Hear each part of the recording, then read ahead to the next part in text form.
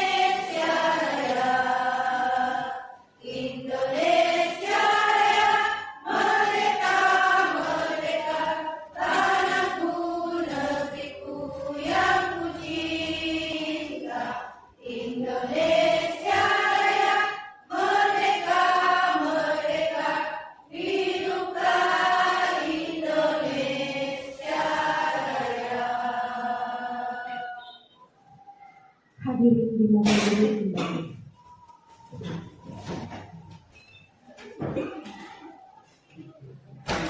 Arahan dari Kepala Sekolah sekaligus membuka acara ini dengan doa.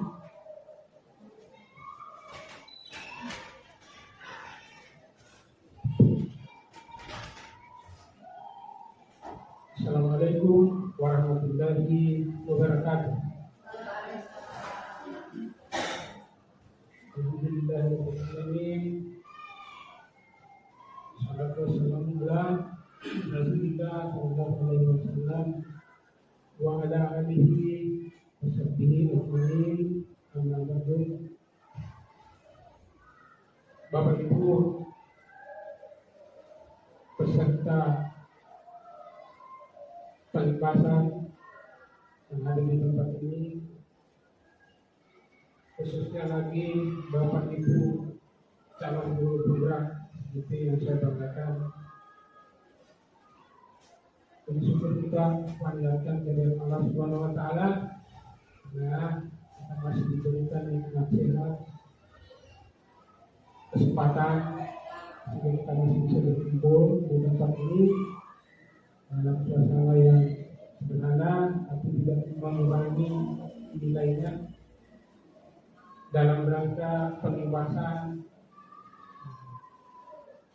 apa yang sudah didapat oleh PGP Bapak Ibu atau Bapak Ibu guru penggerak kita, yaitu pengimbasan budaya positif di sekolah kita.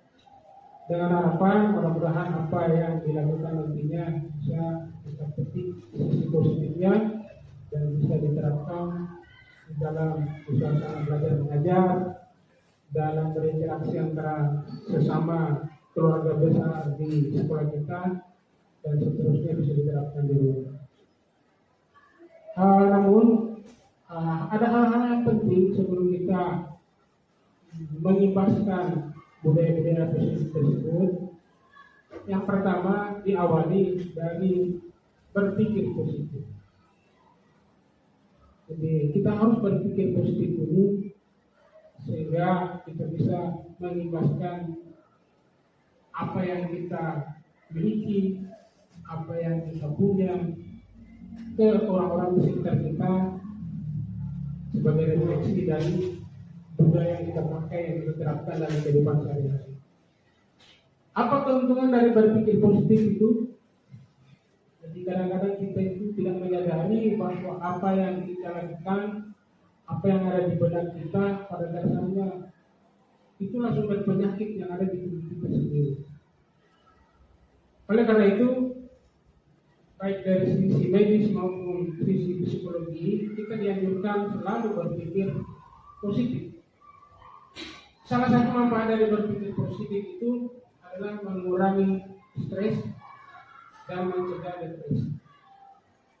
Keadaan kita sekarang ini, apakah dari sisi politik, sisi ekonomi, sisi sosial, semua sendi-sendi kehidupan kita mengalami tekanan yang sangat luar biasa. Ibu-ibu kalau ke pasar, hasil pagi, semuanya berkerut alisnya. Baik pasar, sakit perut. Apa sebabnya? Karena memang situasi seperti itu. Harga-harga bahan pada naik, sementara penghasilan tidak bertambah. Untuk menghindari itu semua, kita harus berpikir positif.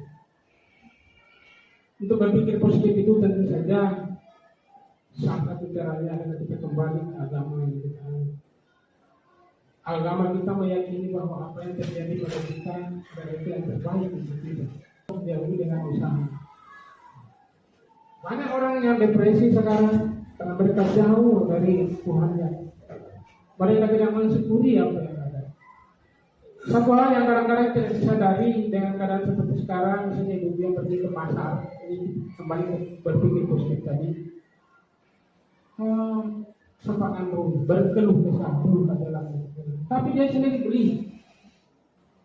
Satu hal yang perlu kita sadari bahwa meskipun harga mahal, kalau masih ada yang kita pegang untuk kita pakai membeli, harusnya kita syukuri. Kebalikannya, meskipun harganya murah, kalau uang tidak ada, itu suatu masalah buat kita. Jadi kita harus berpikir positif. Oke, itu yang pertama. Yang kedua itu berpikir positif itu adalah memperkuat sistem imun tubuh. Jadi apa berpikir positif kali-kali ini. Di samping karena faktor usia, juga mungkin salah satunya saya kurang menyadari berpikir positif. Karena saya ngomel sama siswa yang terlalu kelakuannya agak susah diterima, tidak mampu mencerna apa yang sudah dijelaskan. Nanti saya baca-baca Pak almarhum Kiai Maimun sudah, dia mengatakan kalau Anda sebagai guru berniat mengajar untuk mencerdaskan anak-anak Anda, maka Anda akan stres. Kenapa? Karena yang bisa membolak-balikan hati anak-anak itu adalah bukan guru, tapi Tuhan, Allah Subhanahu wa Ta'ala. Jadi katanya lebih kita doakan, ya Allah, saya mau mengajar, semoga anak saya terbuka pikirannya masih belajar. Jangan berharap anak menjadi cerdas. Kita niatkan saja menjadi mereka orang yang baik. Kemudian dengan kuatnya sistem imun tubuh yang ketiga, maka kita tidak mudah sakit. Ya, tidak sakit. Kemudian yang keempat, kuat menghadapi krisis. Apapun yang terjadi, akan bertubi-tubi dari atas, dari bawah, dari samping. Assalamualaikum warahmatullahi wabarakatuh.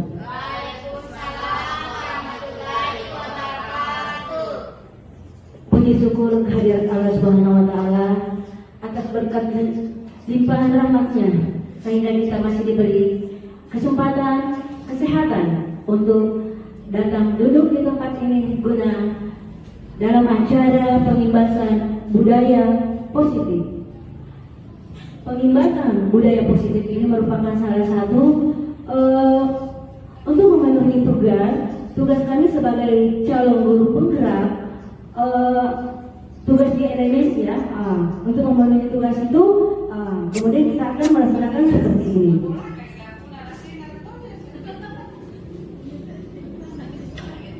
Ya, perkenalkan, ada di paling sebelah kiri adalah fasilitator saya, namanya Ibu Rini SPD. Sebenarnya masih ada kelanjutannya ya, MPD. Kemudian, maaf, sebenarnya bukan fasilitator ya, dia adalah yang sebelah kiri adalah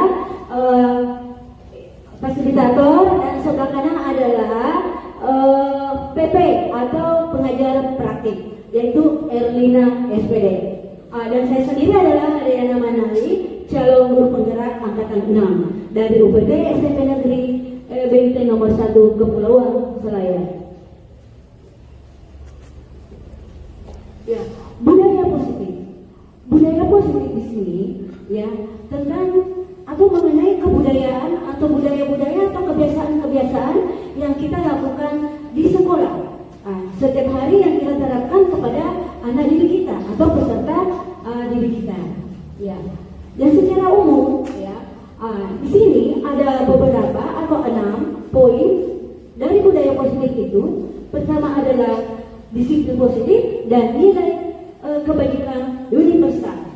Dan yang kedua adalah teori motivasi, hukuman dan penghargaan, dan juga restitusi. Yang ketiga, keyakinan kelas.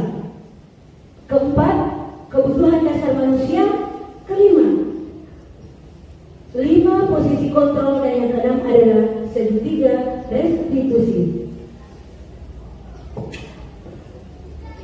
Yang pertama kita bahas itu adalah disiplin positif dan nilai kebajikan universal atau yang secara umum. Ya. Sekarang saya minta semua kepada bapak-bapak atau ibu-ibu yang ada di sini coba kepalkan tangan, salah satu tangan bapak dan ibu. Ya, anggaplah ada sesuatu barang berharga yang ada di dalam tangan ibu dan bapak guru. Kemudian bapak dan ibu misalnya ya anggaplah itu barang berharga. Kemudian kalau misalnya ada orang ini mempengaruhi Anda untuk membukanya, bagaimana reaksi bapak dan ibu? Sebenarnya untuk yang ada di dalam kepala tangan bapak dan ibu, kita pertahankan. Jadi siapa sebenarnya yang memegang kontrol yang ada di dalam sini atau di dalam kepala tangan kita? Coba misalnya bapak dan ibu punya barang berharga, ya, ada seseorang ingin mengambilnya. Bagaimana? Apakah bapak dan ibu akan membukanya atau bagaimana? Kenapa? Ya itu. Kemudian ya, berarti intinya dari kita. Kalau misalnya kita lepas, berarti kita tidak akan menjaga barang yang ada di dalam kepala tangan kita ini. Ya, itu ya.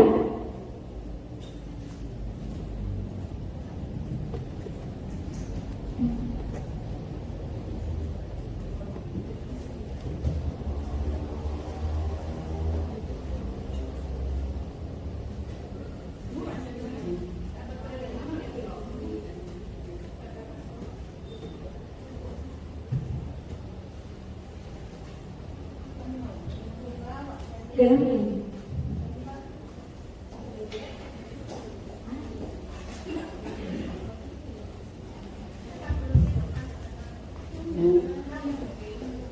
Langsung Ya, caranya disiplin dan nilai kebajikan. Disiplin di sini yaitu tentang disiplin diri. Disiplin kita. Misalnya kita seorang guru mau datang ke sekolah, kalau kita tidak punya disiplin, pasti kita jangan datang ke sekolah deh, nanti ada ibu kepala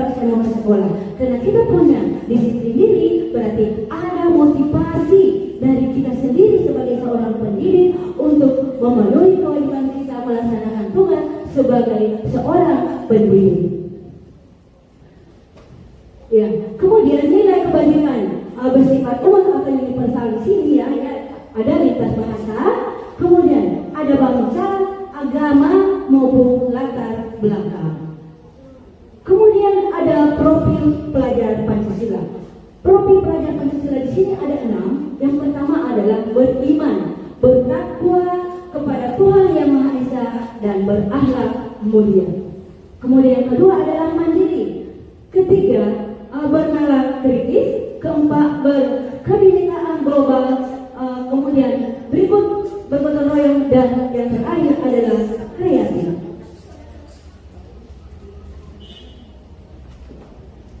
Yang kedua, tadi itu adalah sudah dibahas yang pertama, sekarang yang kedua yaitu teori motivasi, hukuman dan penghargaan, dan juga restitusi.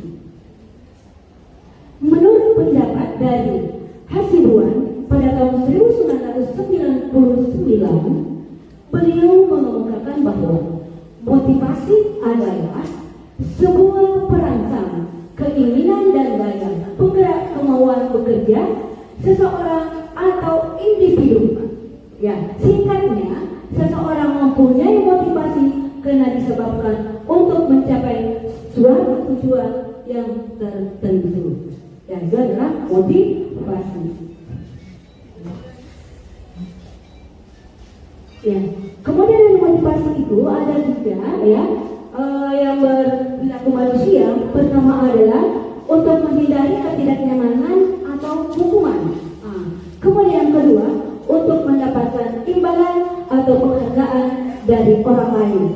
Kemudian yang ketiga, untuk menjadi ya orang yang mereka inginkan dan menghargai diri sendiri dengan nilai-nilai yang mereka percaya. Ini ada hubungannya dengan motivasi intrinsik dan ekstrinsik. Motivasi intrinsik di sini ya tentang motivasi dari dalam diri kita. Misalnya ada sebuah perlombaan ya, bahwa di dalam perlombaan itu kalau misalnya kita menang, kita mendapatkan juara. Tapi karena kita ingin menikmati lombanya semacam seperti apa dalam lomba itu, berarti itu adalah intrinsik. Tapi kalau kita mengharapkan imbalannya bahwa kalau saya menang jadi juara satu, saya akan mendapatkan piala dan akan mendapatkan uang misalnya atau amplop ya, di dalam itu ada uang, berarti itu adalah motivasi ekstrinsik atau eksternal.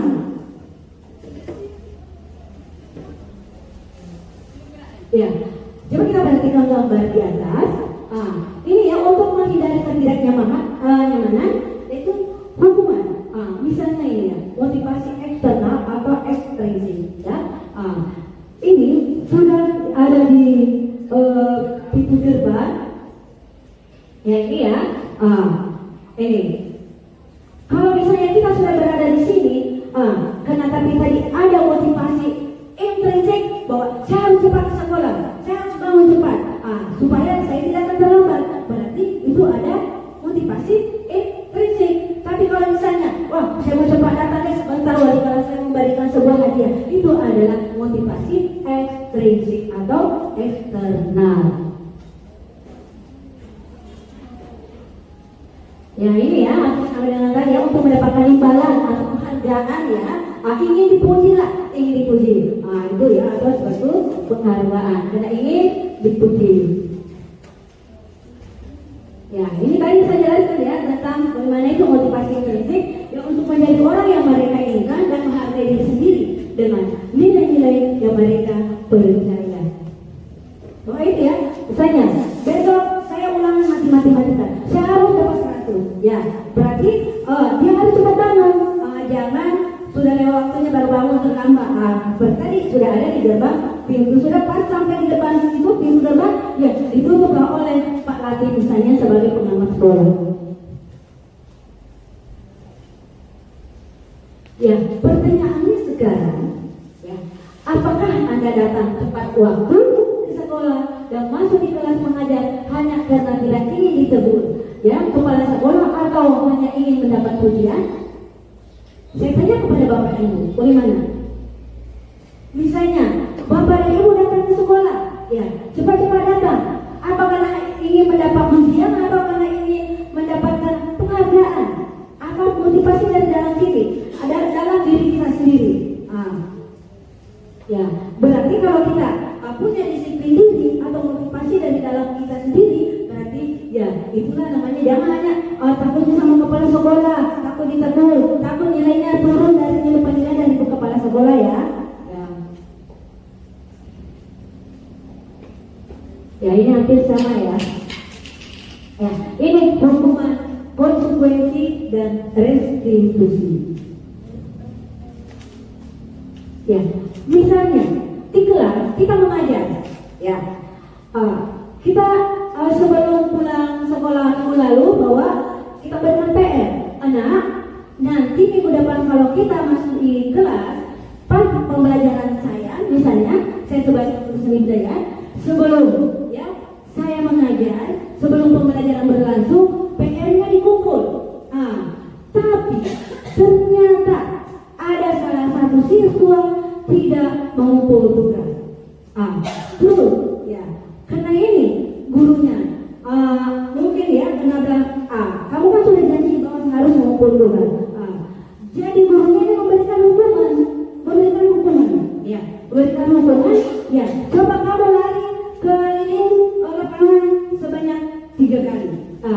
Itu semacam itu jangan dikasih hukuman kepada anak. Tentunya kita harus menjadi teman kasarnya atau menjadi manajer. Ya. Restitusi. Di sini ada ciri-ciri dari restitusi itu adalah, ya, itu membedakan dengan program disiplin lainnya. Ya, restitusi bukan untuk menebus kesalahan, tapi untuk memperbaikinya. Ya. Kemudian, namun untuk belajar dari kesalahan. Misalnya tadi, karena tidak kerja PR, saya ini kalau dikasih tugas sama ibu ya, saya harus kerjakan supaya nilainya juga bagus, jangan selalu mendapatkan.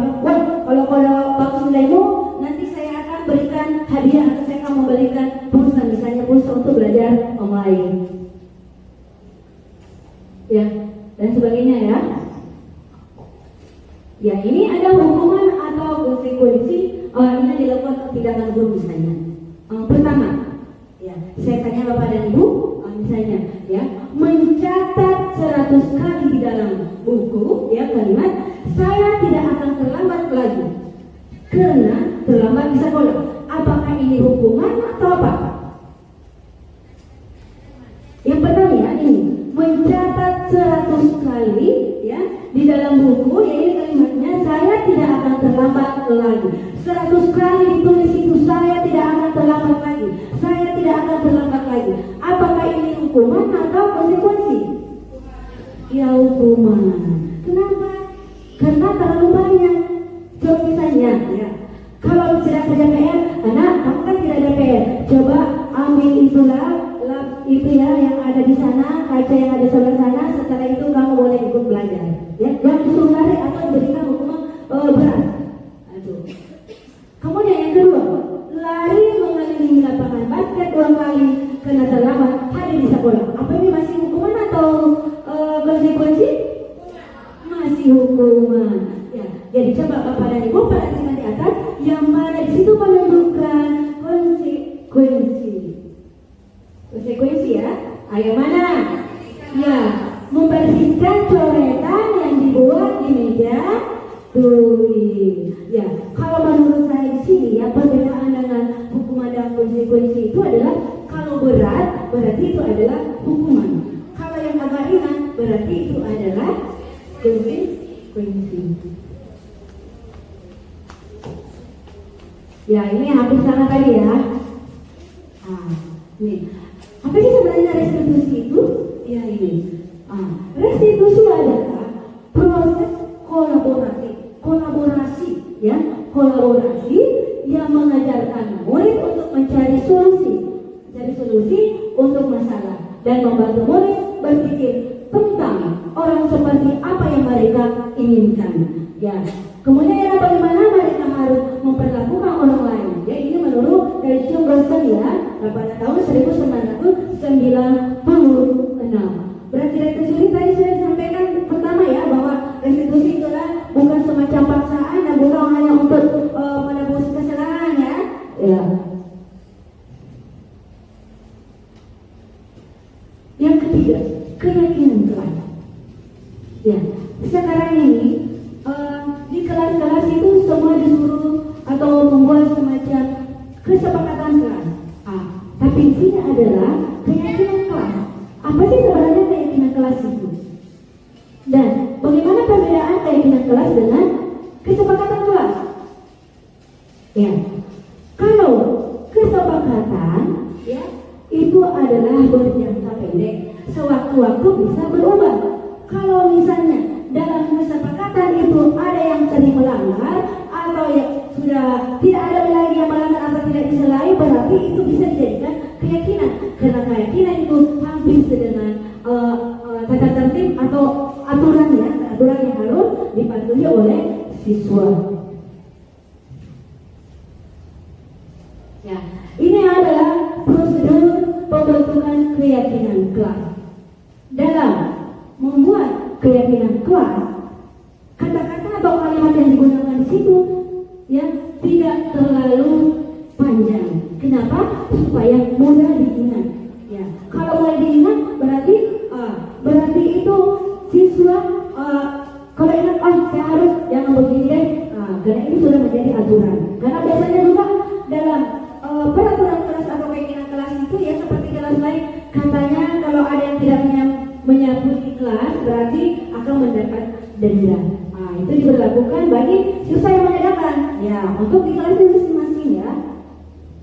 Ya, ini adalah prosesnya yang mempersilahkan warga sekolah atau murid-murid sekolah atau kelas untuk bersurat pendapat tentang peraturan yang perlu disepakati di sekolah atau di kelas.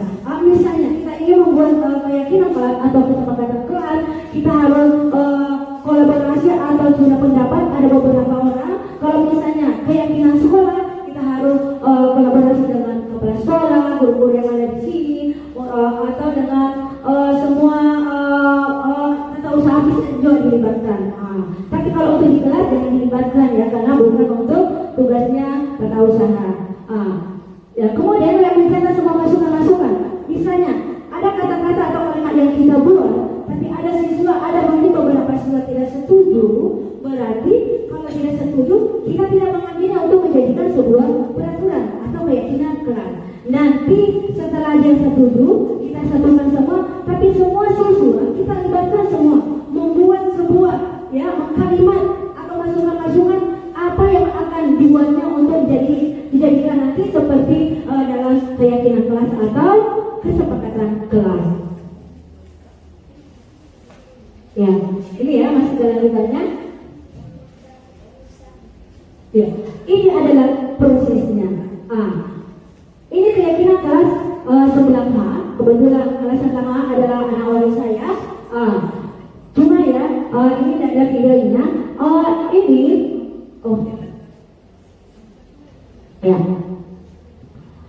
Ini adalah sebanyak siswa yang ada di kelas 9H.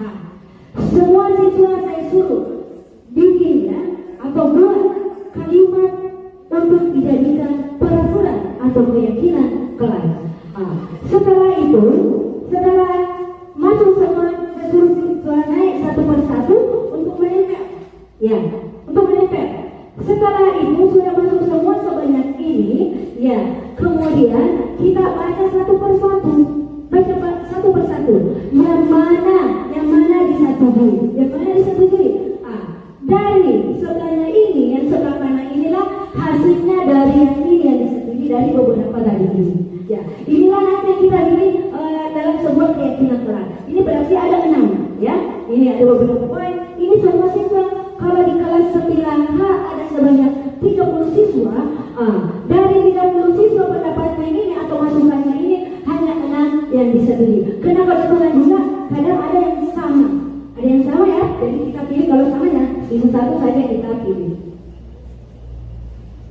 Ya, setelah kita membuat keyakinan kelas sudah ada yang disetujui, ya inilah setelah kita ini prosesnya ya, setelah kita membuat ini ya, ini sudah ada. Nah, ini semua yang tadi membuat ini masukan-masukan untuk dijadikan kesepakatan atau keyakinan kelas.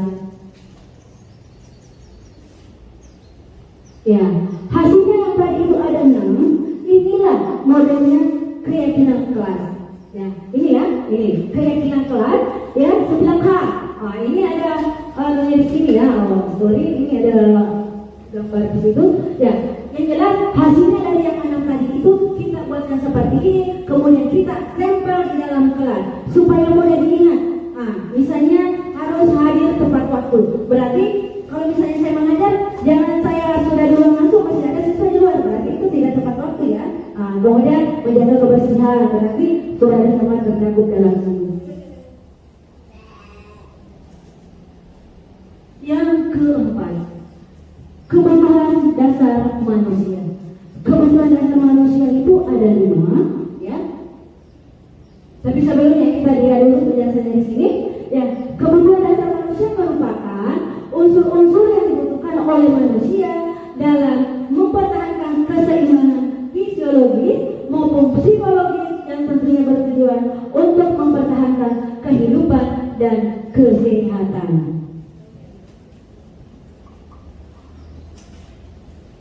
Ya, ini ya 5 kebutuhan dasar manusia. Pertama adalah tahan hidup. Kemudian yang kedua kebebasan. Yang ketiga adalah kasih sayang dan rasa diterima. Keempat penguasaan dan kesenangan. Bertahan hidup. Kebutuhan dasar manusia. Bagaimana caranya kita supaya bisa kita tetap hidup? Tentunya kita butuh makan, kita butuh minum, kita butuh tempat tinggal. Kalau tidak butuh di tempat tinggal, mau ditinggal di mana? Tidak butuh makanan, mau jadi puasa terus. Kalau kita puasa terus, tentunya mungkin kita akan menjadi ya almarhumah. Ya, bebas, ya, kebebasan. Ini bebas. Seperti siswa misalnya di dalam kelas. Kita tegur, anak, jangan berbicara pada saat saya mengajar. Tapi karena kebiasaannya di rumah suka cerita-cerita walaupun tidak disuruh cerita ceritanya. Padahal di situ anak ini ingin bebas. Ya, ini bebas. Seperti misalnya dalam satu keluarga, tapi dalam keluarga itu sudah terpisah oleh bapak. Mungkin anak ini tinggal dengan neneknya. Ya, tinggal dengan neneknya. Tapi anak ini kalau tinggal dengan nenek, ya, kebiasaan tinggal dengan nenek, apapun yang kita minta selalu diiyakan. Memang pertama betul, jangan kok nak, nanti begini kok. Tapi akhirnya diiyakan juga. Itu nenek selalunya ya, nenek kasih sayangnya luar biasa. Kalau misalnya biasa juga, makanya kadang ada anak yang tinggal sama neneknya. Seperti itu ada kejadian di sini, ya, di sekolah kita ini. Ya, ada anak terlambat. Nah, kenapa terlambat? Tadi saya lihat kamu ada di sana bersama dengan orang-orang terlambat. Iya ibu. Kenapa bisa terlambat nak? Oh, saya terlambat ibu karena saya terlambat bangun. Kenapa bisa kamu terlambat bangun? Kau tinggal dengan siapa? Saya tinggal dengan nenek ibu. Mungkin neneknya sudah membangunkan tadi, tapi karena ini anak ingin tidur sepuas-puasnya karena tidak ada yang larang-larang seperti kalau tinggal di rumah sedikit-sedikit. Nak, kau harus tidur jam 9. Kamu jangan lewat di rumah sampai jam 10. Sebelum ini kamu harus simpan HP-mu di sini. Itu kan anak yang mau bebas, ya itu. Kasih sayang dan rasa diterima. Kebanyakan yang terjadi rasa kasih sayang ini, ya, orang yang tadi seperti saya jelaskan bahwa orang yang biasa sudah berpisah dengan orang tuanya karena lagi tinggal dengan tante, karena tinggal dengan lagi keluarga dekat. Biasanya selalu juga datang terlambat. Atau di dalam kelas, misalnya ada perubahan, mungkin di kelasnya itu anaknya rajin menyapu. Karena sebelumnya itu anak ini malas sekali bekerja, malah walau misalnya menyapu tidak mau menyapu. Ya, tapi karena ini diperhatikan, tapi ini ibu guru tidak memperhatikan, pura-pura tidak melihat, tapi dia sudah dengan sepintas saja. Oh, berarti ini anak sudah ada perubahan. Berarti ini anak ini selalu diperhatikan. Berarti ini dikasih ingin disayang ya, supaya diterima. Kemudian penguasaan, ingin menguasai seperti di kelas. Misalnya ya, pada ulangan harian. Pada ulangan harian bahwa sebelum ulangan ada semua buku dikumpul di atas meja. Tidak ada buku lain selain kertas selembar. Ya. Tapi karena anak ini, karena mungkin dianggap paling nakal di kelasnya, mungkinlah dibilang sebagai bos kelas, ingin menguasai kelasnya, ingin menguasai teman-temannya. Karena karena di dalam kelas itu sedikit-sedikit, sebentar, kalau kamu tidak kasih lihat jawabannya nomor 1, ingat, ada sanksinya. Akan kutahan kamu tidak boleh pulang. Ini berkuasa, ini menguasai ya, penguasaan kelasnya. Jadi kita ini sebagai guru, jangan dibiarkan anak seperti itu. Ya, kita tuntut mereka bagaimana anak ini bisa mencapai kebahagiaan dan keselamatan yang setinggi-tingginya. Biasanya guru kalau dia sudah diperingati dan belum berubah. Ya kita sebagai guru ini jangan berhenti sampai di situ. Terus berusaha. Selama saya ini menjadi calon guru penggerak di dalam kelas itu, saya berusaha biasa mau marah, kadang tidak marah. Langsung saya ingat bagaimana itu ya, pendidikan Ki Hajar Dewantara dengan cara menuntunnya yang berpihak pada murid. Ya, kesenangan ini bersenang-senang. Ya, ini bersenang-senang. Misalnya pulang sekolah teman, kalau pulang sekolah kita ke rumahku ya, kita mau pergi misalnya rekreasi. Jadi bagaimana? Saya bawa kendaraan atau tidak? Tidak usah. Saya punya mobil bapak. Nanti saya pinjam. Ini bersenang-senang. Padahal sebenarnya bersenang-senang di tempat, apalagi di tempat yang halayak ramai, itu sangat membahayakan diri anak tersebut. Ya, ini tadi saya sudah jelaskan ya.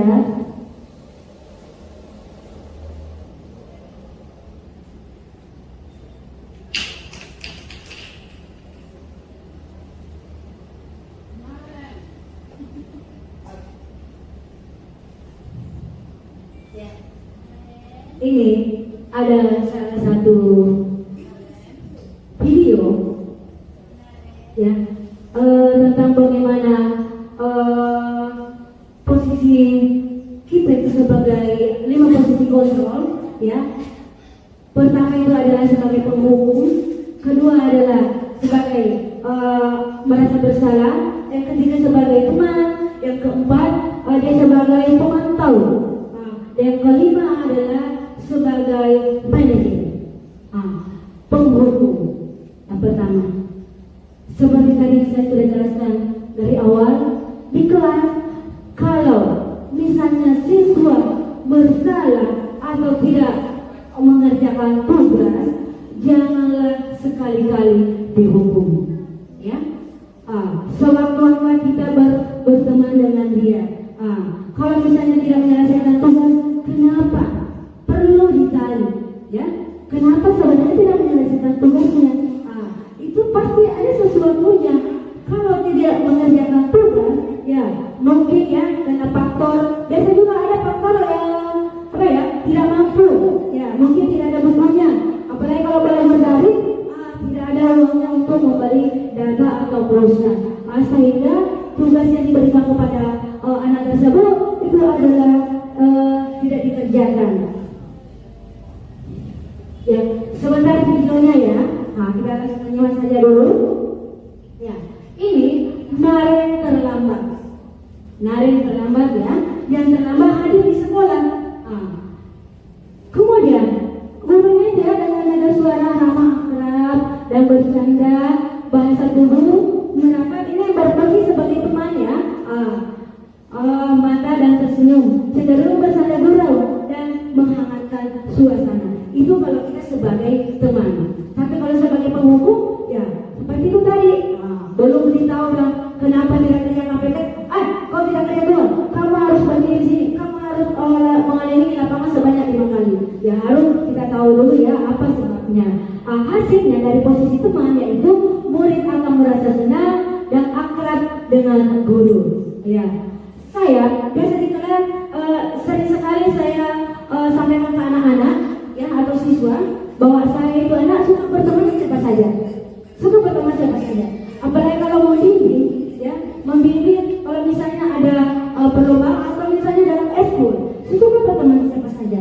Tapi tolong kalau misalnya di dalam kelas itu pasti ada perbedaan atau yang membedakan kita antara siswa dengan guru.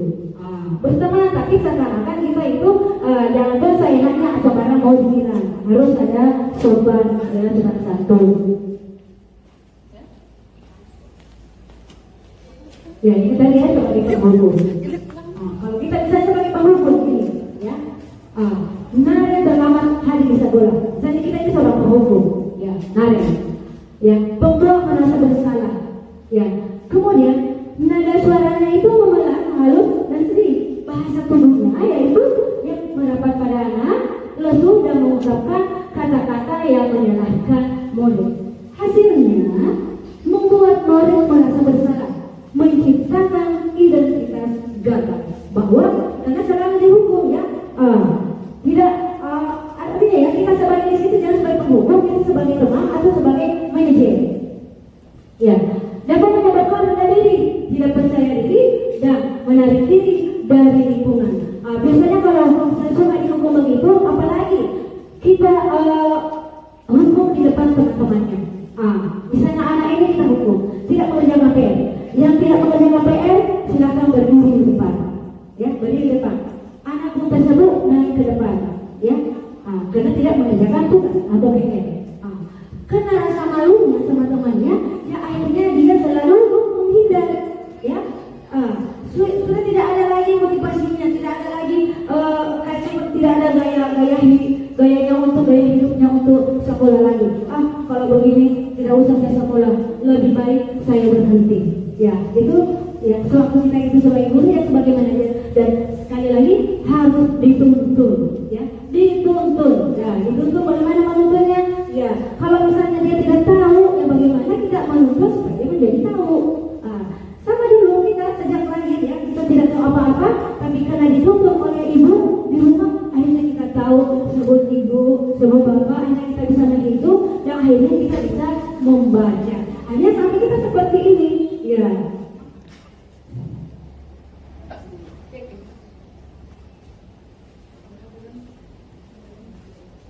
Yang ketiga, ya, posisi pemantau, memantau, ya, memantau. Kita sebagai guru ini memantau, ya, pemantau, ya, nada suara datar, kemudian tidak emosional, jangan, woi, kau kenapa ada di situ? Jangan, anak, kenapa ada di situ? Kamu terlambat apa kenapa? Kita tanya baik-baik, ya, ya, tidak bersandar gurau atau menggunakan suara tinggi, bahasa tubuh yang formal, ya. Ada hasilnya di sini, ya. Murid memahami konsekuensi yang harus dijalankan karena telah melanggar salah satu peraturan sekolah, ya, tercipta identitas diri positif, ya, dan ada berhasil. Ya, guru juga harus memantau murid pada saat mengerjakan tugas, tidak istirahat karena murid tidak bisa ditinggal seorang diri. Guru mengarahkan murid yang berdasarkan peraturan dan identitas. Jangan memberikan tugas kepada siswa, ya, kerjakan halaman sekian, saya mau pergi dulu rapat. Tasnya disimpan di atas, kemudian siswanya disuruh bekerja. Itu tidak memantau, itu kita dilepas namanya, itu ya, dilepas, bukan memantau. Kalau kita memantau, ya, didampingi, ya, dituntun. Tuh.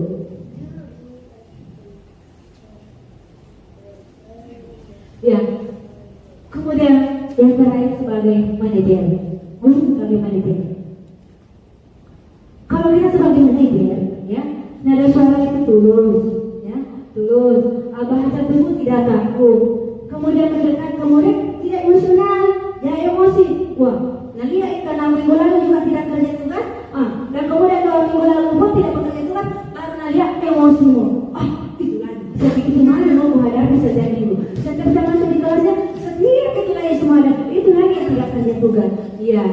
Ya, di apa ya, kita sebagai manajer di sini ya ditanya baik-baik. Kenapa bisa, sudah berapa minggu kamu tidak ada tugas? Kalau perlu dibantu, ya. Kalau misalnya kita orang yang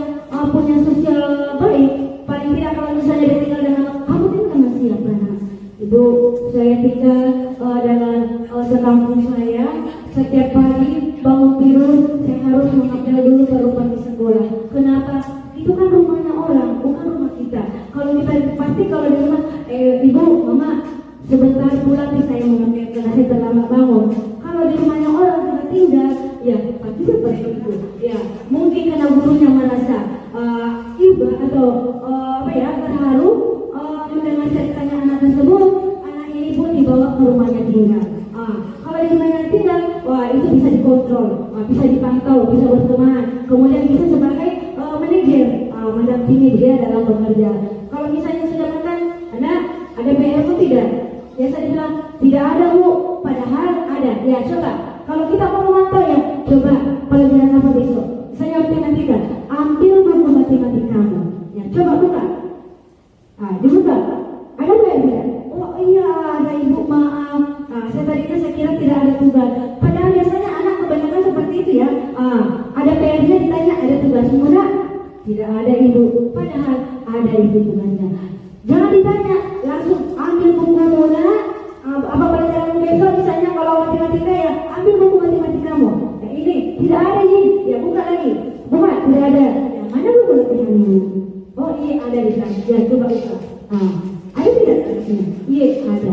Ya itulah yang sering dipantau dan juga sekaligus sebagai manajernya.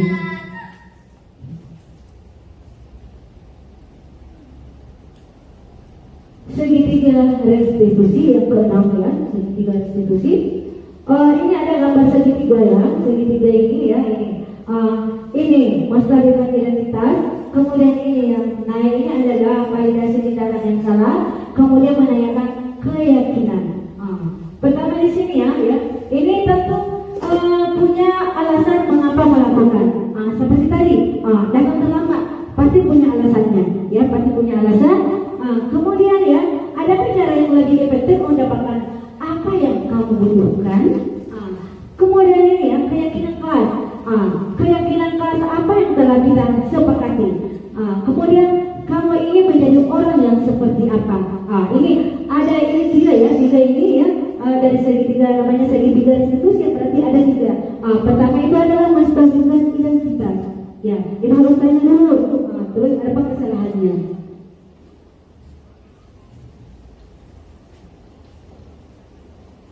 Ya. Dari yang ketiga tadi itu yang pertama kita bahas di sini adalah menstabilkan identitas atau stabilis the identity. Kalau kita ingin menjadi reflektif, ya, maka kita harus meyakinkan si anak. Ya, kita harus yakinkan anak itu, ya, dengan cara mengatakan kalimat-kalimat di bawah ini. Pertama, berbuat salah itu tidak apa-apa. Berbuat salah itu tidak apa-apa. Misalnya, mungkin juga itu pernah berbuat salah dulu, ya. Kemudian tidak ada manusia yang sempurna. Siapa yang sempurna? Tidak ada ya, tidak ada sempurna di dunia ini. Ya. Kemudian saya juga pernah melakukan kesalahan seperti itu. Ya, kita bisa menyelesaikan ini. Kemudian Bapak Ibu tidak tertarik mencari siapa yang salah, tapi Bapak ya akan ingin tahu mencari solusi dari permasalahan ini. Ya, kemudian kamu berhak merasa begitu. Apakah kamu sedang menjadi teman yang baik buat dirimu sendiri? Ya, itu yang akan ditanyakan dulu untuk menstabilkan identitas. Ya, jangan langsung disalahkan. Kau memang sering terlambat. Berarti itu iya, itu. Distabilkan dulu identitasnya.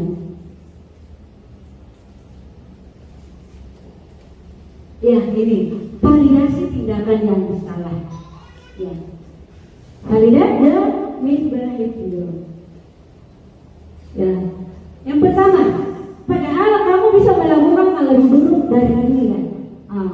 Kamu pasti punya alasan mengapa melakukan hal itu. Ya. Yang ketiga, kamu pasti bangga pada dirimu sendiri karena kamu telah melindungi sesuatu yang penting buatmu. Kamu boleh mempertahankan sikap itu, tapi kamu harus menanamkan sikap yang baru. Ini ya, pernyataan-pernyataan yang ini adalah pernyataan yang tindakan yang salah. Ya, pernyataan yang salah. Berikut yang ketiga ya, posisi ketiga menanyakan keyakinan. Tadi kan pernah saya sudah jelaskan tentang keyakinan kelas itu. Kita pernah menyusun keyakinan ya, semua siswa dilibatkan untuk menyusun sebuah keyakinan atau kesepakatan kelas. Kita tanyakan, kalau misalnya dia terlambat, berarti dia tidak disiplin, tidak mengerjakan tugas, berarti tidak bertanggung jawab. Ini ya, ada pernyataan dalam di sini. Apa yang kita percaya sebagai kelas atau atau keluarga? Ya, itu. Kemudian, apa nilai-nilai umum yang kita telah sepakati? Berikut, apa bayangan kita tentang kelas yang ideal? Kamu mau jadi orang yang seperti apa? Ya, itu kita tanyakan. Jangan selalu kata-kata yang menganggap diri selalu bersalah. Akhirnya nanti ini anak mungkin putus sekolah karena selalu disalahkan ya. Walaupun mungkin disalahkan, walaupun mungkin dia yang salah, ya janganlah kali-kali kalian seperti itu. Ya, ini menanyakan keyakinan kalau misalnya anak bersalah, misalnya seperti dalam sebuah kasus, nanti ya saya akan bayangkan videonya. Dalam kasus itu anak ini bolos karena anak ini mau dinilai orang seperti tomboy, ya tomboy, bernilai orang tomboy, akhirnya dia bolos dengan teman-temannya. Itu. Ya.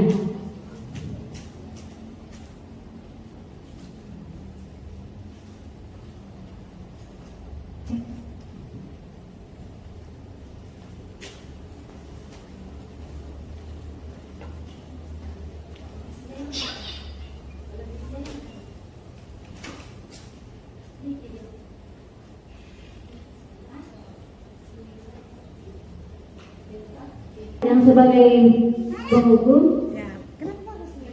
Sini kamu. Selalu terlambat. Kamu deh, pasti terlambat. Aku, saya, Apa? Apa coba? Alasan kamu apa lagi? Kapan sih kamu tidak terlambat? Malas sekali ya kamu jadi anak. Dasar pemalas. Gak kapok-kapok sih kamu. Sudah berapa kali terlambat? Sana, kamu keliling lapangan basket 2 kali. kenapa saya harus bilang lapangan basket, Bu? Kenapa? Kamu melawan ibu? Berani-beraninya jawab. Sudah terlambat, masih berani jawab pula. Sekarang, keliling lapangan basket 5 kali sekalian. Biar kapok. Cepat. Pergi sana ke lapangan basket. ya Bapak dan Ibu, yang kita saksikan itu janganlah dibiarkan, janganlah kita seperti penguasa ya. Kalau terjadi seperti itu, misalnya ada siswa seperti itu di sekolah kita itu, dibiarkanlah dulu bicara. Belum bicara, dibilangin lagi, kamu itu selalu terlambat. Kapan sih kamu tidak terlambat? Itu diberi kesempatan untuk bicara ya. Itu. Kemudian yang kedua, ya posisi ya bahwa merasa bersalah.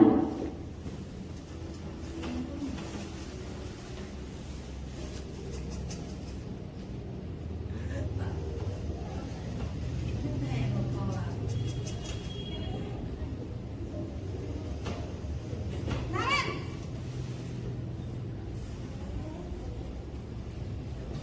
Selamat pagi, Bu. Naren.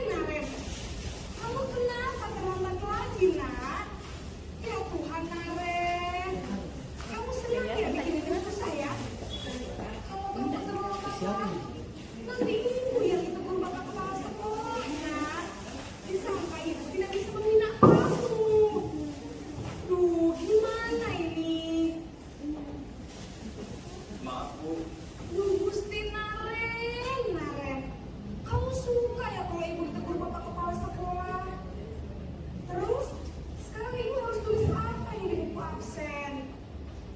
Ini kamu sudah sering terlambat loh. Ibu harus apa coba? Maaf, Bu. Maaf sekali. Ya sudah, lain kali jangan bikin ibu susah lagi ya nak ya. Ibu tidak akan kuat lagi kalau kamu begini terus. Bisa jantungan kalau ibu ini makan sekolah.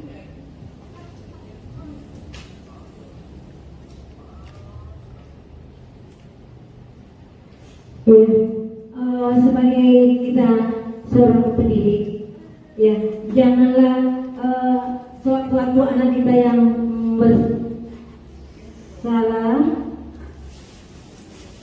ya janganlah, maksudnya di sini ya, jangan selalu membuat diri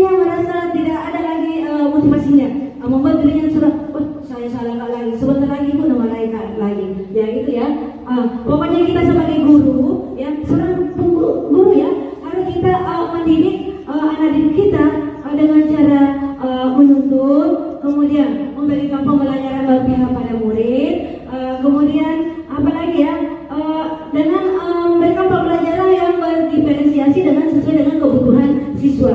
Kebutuhan siswa misalnya apa? Pelajaran kita ya mungkin Bapak Ibu berpikiran berdiferensiasi bagaimana sih itu? Berdiferensiasi itu sesuai dengan kebutuhan siswa. Kalau misalnya kita guru matematika, apa kebutuhannya di sini matematika? Bukanlah kita guru matematika kita mengajar matematika di kelasnya, berarti kebutuhannya dia pintarnya main bulu tangkis. Jangan, pada mata pelajaran yang kita ajarkan di mana dia, apa kebutuhannya dia. Untuk mengetahui kebutuhannya, tentunya dulu kita mengidentifikasi atau mengadakan pemetaan. Di dalam pemetaan kita juga memberikan semacam ya tes awal untuk mengetahui di mana kelemahannya anak ini, di mana kebutuhannya. Ya, mungkin cukup di sini. Wabillahi taufiq wal hidayah. Wassalamualaikum warahmatullahi wabarakatuh.